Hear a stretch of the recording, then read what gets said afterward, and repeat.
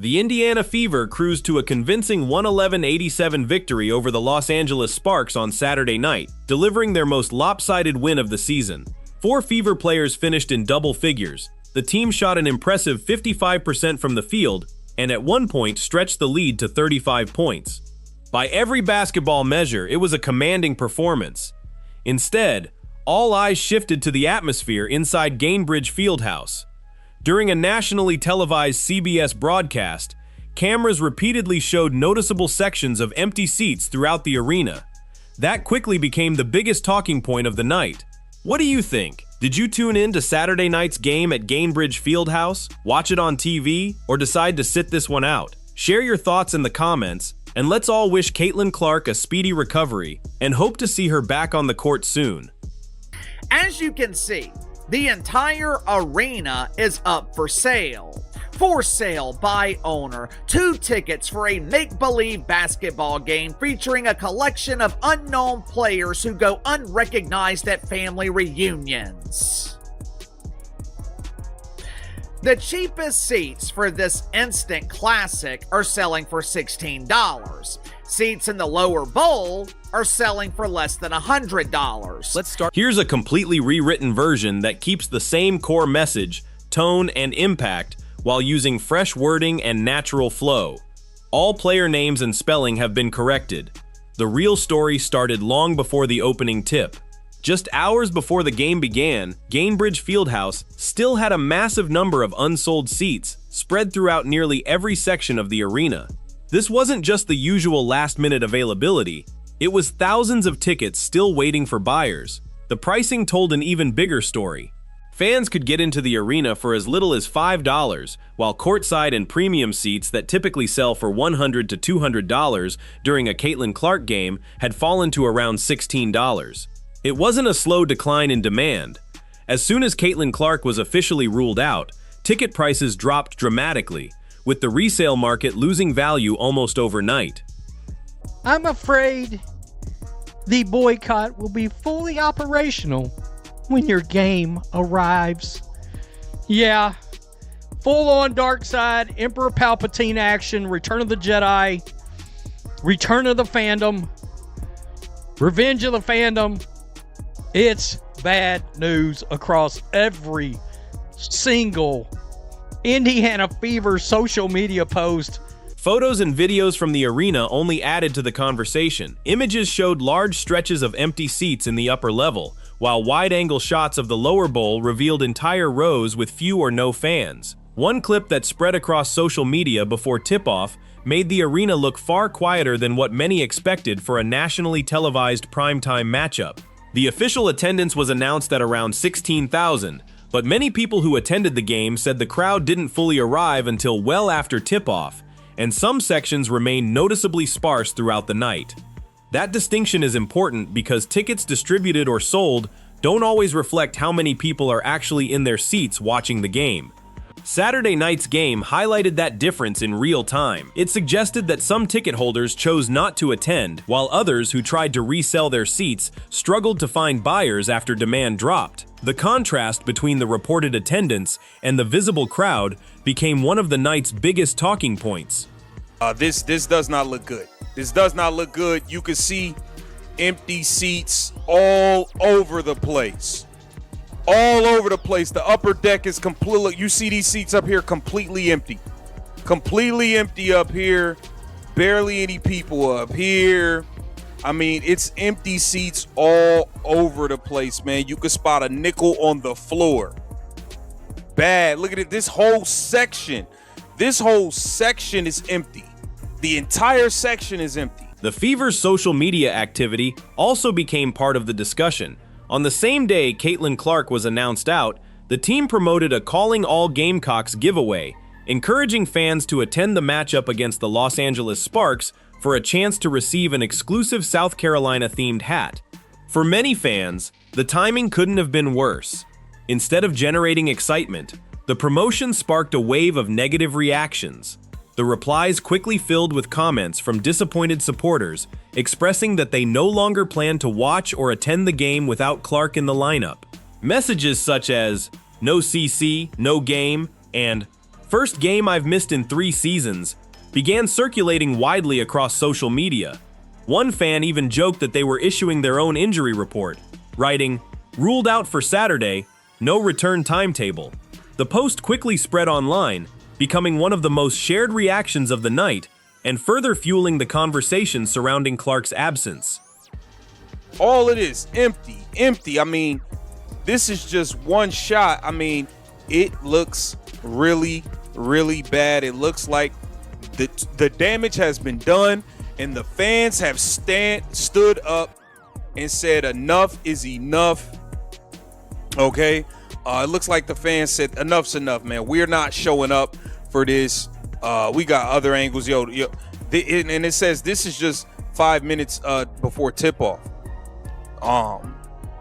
And here it says the fans are tired and want the Indiana Fever to step up better and protect Caitlin Clark. It wasn't just random people leaving comments online. Many of the reactions appeared to come from longtime Indiana Fever supporters, the fans who had embraced the team since Caitlin Clark arrived and helped transform home games from modest crowds into regular sellouts. These were the same supporters who had driven the surge in excitement around the franchise, and many were openly expressing their disappointment. Rather than limiting their message to attendance, they focused on both the arena and the TV audience at the same time. The idea being shared was simple: don't buy a ticket and don't tune in. Whether that effort had a measurable impact is open to debate, but the coordinated calls circulating online reflected a deliberate attempt by some fans to make their dissatisfaction visible through both attendance and viewership. The big story here is, did you see how empty the damn gym was? Did you see how empty this arena was? It looks like Caitlin Clark fans have taken a stand after all and have refused to show up to the Indiana Fever game. After the incident involving Alyssa Thomas, the Indiana Fever eventually addressed the situation. Team president Kelly Krauskopf released a brief statement praising the league for taking action and emphasizing that the organization's top priority was helping Caitlin Clark recover and return to full health. While the statement acknowledged the issue, many felt it came after the conversation had already gained significant momentum. The contrast in ticket demand was difficult to ignore. Not long ago, resale prices for Caitlin Clark games regularly reached around $200, with some high-demand matchups climbing to $400 or more. Fans often treated Fever tickets like passes to a major live event, buying them well in advance because they expected demand to stay high. This time, however, premium courtside seats reportedly dropped to around $16. That wasn't just a routine fluctuation in pricing, it became a striking example of how dramatically the market responded after Clark was ruled out, and many observers viewed it as a clear reflection of just how strongly demand was tied to her presence. And if a CBS game has less than 1 million viewers for a Fever game, it's going to be a hell of a statement. This situation also unfolded at a particularly significant moment for the league. It wasn't a midweek matchup with limited exposure. It was a primetime national broadcast on CBS, one of the biggest television stages the WNBA has during the regular season. Because of that, far more attention was placed on how the game would perform with viewers. Ahead of the game, Christine Brennan of USA Today reported that some analysts expected television ratings to fall by as much as 50% with Caitlin Clark unavailable. If those projections prove accurate once the official ratings are released, it would represent a substantial decline for one of the league's highest-profile broadcast windows. The Great White Hope is still, without a doubt, the biggest draw in this league, at least on television. Unlike the rest of the pretenders in the WNBA, people are not telling Caitlin Clark to get off my TV. Last week, in her game against the Atlanta Dreamers, Caitlin Clark drew over 800,000 viewers on Amazon Prime. Uncle KC, that wasn't Caitlin Clark, that was Angel Reese. My Angel is a huge star. The discussion goes far beyond photos of empty seats. While ticket sales matter, the biggest financial driver for professional sports leagues is typically their media rights agreements. Those television contracts often represent a major source of long-term revenue and play a significant role in the league's overall business outlook. That perspective also helps explain why some fans online encouraged others not only to skip the game in person, but also to avoid watching the CBS broadcast. Across social media, posts urged supporters to make their dissatisfaction known through both attendance and television viewership, rather than focusing on just one. Some users even compared the effort to other high-profile consumer boycotts, arguing that organized decisions about where people spend their time and money can have a greater impact than isolated complaints. Whether or not that comparison is appropriate, the message shared by many online was consistent. If fans wanted to send a signal, they believed it should be reflected both at the arena and in the national TV audience. You will go down in history like Bud Light if you screw this up. Woo-wee! Not Bud Light. Got to be more careful. The league's financial landscape adds another layer to this discussion. Under the new collective bargaining agreement, CBA, the team's salary cap increased substantially, and player salaries rose dramatically compared to previous seasons. Those improvements were made possible by the league's recent financial growth, which came during a period of record-breaking attention, stronger television audiences, and increased fan interest. Many observers have linked a significant portion of that surge in visibility to Caitlin Clark's arrival in the WNBA. Her transition from Iowa to the Indiana Fever generated unprecedented media coverage, higher ticket demand, and larger national audiences.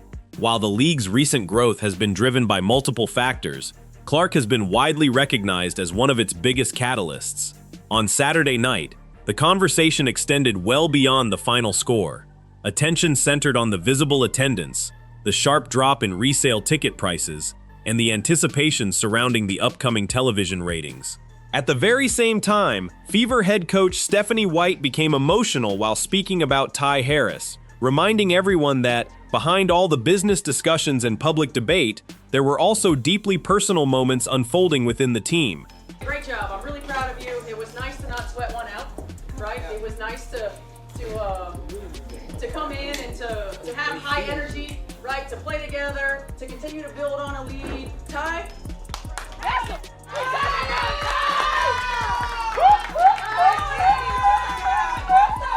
It's the ultimate, I hope you understand it's the ultimate compliment that we can trust you to start you in a game and to play you these kind of minutes and to know that you're going to show up. If you watch the post-game celebration, one moment immediately stands out. Stephanie White became visibly emotional while talking about Ty Harris, whose career-high performance came after stepping into the starting lineup for the injured Caitlin Clark. It was an impressive outing against a Los Angeles Sparks team that had recently surrendered a 53-point performance to Marina Mabrey. During her remarks, White spoke about the confidence the coaching staff has in Harris, calling her dependable and emphasizing that she never doubted Harris would be ready for the opportunity. The locker room erupted with cheers as White smiled throughout the celebration, looking every bit like a coach thrilled with her team's performance after a dominant victory. She's crying over Ty Harris?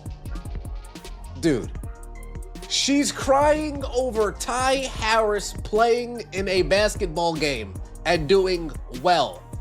Stephanie White is crying over that. Folks, last year she was crying over Kelsey Mitchell saving her job against a trash Connecticut Sun team, and this year she's crying watching Ty Harris play basketball. Stephanie White is emotionally unstable. The post-game conversation continued to fuel debate. During her press conference, Stephanie White was asked about the team's group of former South Carolina players, Aaliyah Boston, Raven Johnson, Bree Hall, and Ty Harris. As she answered, she spoke enthusiastically about the bond they share, highlighting their chemistry, communication, and the trust they've built from playing together in college. White even joked that she sometimes forgets they all came from the same program until they break into a Gamecocks chant in the locker room. She described the connection between those players as a real strength for the team and praised how naturally they support and challenge one another. Those comments quickly caught the attention of fans because they came at a time when the franchise is centered around Caitlin Clark, whose arrival has brought unprecedented attention to the Fever online. Some supporters questioned whether the conversation placed too much emphasis on one group of players instead of the team's biggest star. This is absolutely disgusting. Stephanie White wept at the performance of Ty Harris. A kind word for Caitlin Clark takes a prepared speech and a hostage video. Trade Caitlin now. Yeah, I mean, for Stephanie White to say a couple of nice things about Caitlin Clark, you have to have the fan base go off on her and go crazy and lose it. And she needs to be pretty much forced to say some nice words about CC22. It's also important to put the game itself into perspective. Indiana earned an impressive win, but the circumstances matter. The Fever faced a Los Angeles Sparks team that had already surrendered more than 110 points in consecutive games leading into Saturday. The Sparks were also missing leading scorer Kelsey Plum, who had been averaging around 23 points per game, as well as Cameron Brink. This was the same team that had recently allowed Marina Mabrey to explode for a 53-point performance. Because of that, some observers argued this wasn't the kind of victory that definitively measured where the Fever stand against top competition. Instead, it looked like a team taking care of business against an undermanned opponent that had been struggling defensively. Even so, Stephanie White's emotional post-game reaction became one of the biggest storylines. She celebrated the team's performance, praised the locker room's energy, and spoke enthusiastically about the connections among several former South Carolina players. Those moments generated plenty of discussion online. Look at this freeze frame, folks. Look at this. Bruh. We're crying over Ty Harris, dude. Folks, we're crying over Ty Harris. We're crying over a 30-point blowout win against a trash Los Angeles Sparks team. After Saturday's game, the Sporting News published an article highlighting what it described as a surprising trend from Indiana's 2 victories without Caitlin Clark. The focus of the story was the Fever's defensive performance, noting that the team had allowed an average of about 80 points in those 2 wins while earning double-digit victories. At first glance, that statistic sounds compelling, but many fans and analysts believe the context deserves just as much attention as the numbers themselves. The first win came against an opponent that entered the matchup with one of the league's less productive offenses. The second was against a Los Angeles Sparks team that had been struggling defensively, was playing without key players, including Kelsey Plum and Cameron Brink, and was finishing the second game of a back-to-back road trip. But the only thing that stays the same is, oh, I love Kelsey Mitchell. That stays the same. But when it comes to Caitlin Clark, it's like a bipolar type relationship.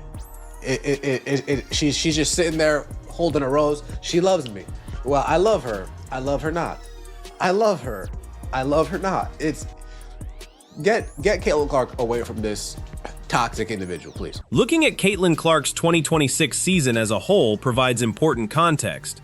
She's averaging 21.2 points, 8.2 assists, and 4.0 rebounds per game, while posting career highs in scoring, playmaking, and several defensive categories.